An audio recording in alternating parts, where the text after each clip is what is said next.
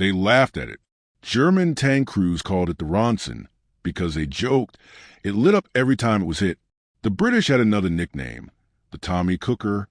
To the enemy, the M4 Sherman was a joke on tracks, a fragile, clumsy box compared to their steel beasts, the Tiger and Panther.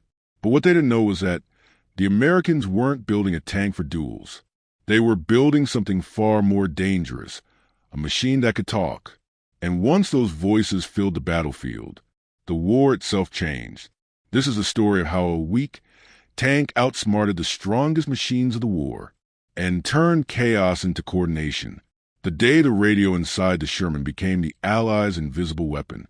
When the United States entered the war, it faced a brutal truth. The German panzer divisions had rewritten the rulebook on mechanized warfare.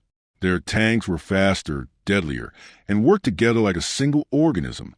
The early American designs, the M2 and M3, were clumsy experiments, barely adequate.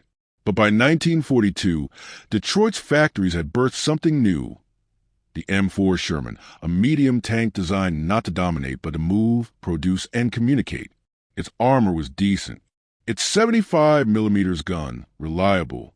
But its true power was hidden behind a turret, not inside it. A small, humming box called the SCR 508 radio. Every Sherman tank came standard with one. Something so ordinary today, yet revolutionary back then. Because at the start of the war, most German and Soviet tanks didn't have radios. Only the commanders' vehicles did.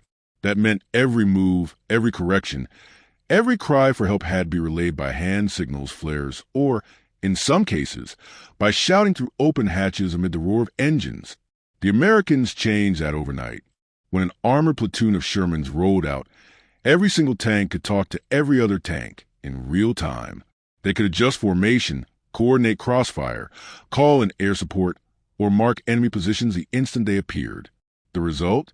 A battlefield that moved like a living mind, instead of blind stampede. In 1944, German officers still laughed at the Sherman. They mocked its tall frame, its gasoline engine, and its tendency to ignite when hit. They didn't realize that while they were busy seeing, the Shermans were busy hearing. Picture this. A German Tiger tank, 56 tons of armor and ego, prowling to the hedgerows of Normandy. It could spot a Sherman from nearly 2 kilometers away. But as soon as it fired, that roar became a signal. One Sherman radioed the others. Tiger, left flank. And instantly, from more tanks maneuvered unseen, fanning out like predators. They called an AP-47 overhead, which got the Tiger's coordinates before its second shot even landed. Within minutes, that invincible monster became a burning wreck. The Tiger's crew never saw who killed them, just that the weak enemies somehow moved like a single, invisible army. The Sherman wasn't just a tank. It was a node in a network.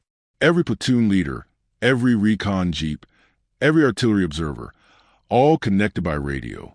This web of communication stretched across entire divisions. An American armored battalion could strike, withdraw, and strike again, all coordinated from inside, moving steel. To the Germans, it looked like madness. To the Americans, it was choreography. And while the enemy obsessed over gun calibers and armor thickness, the U.S. Army mastered information flow.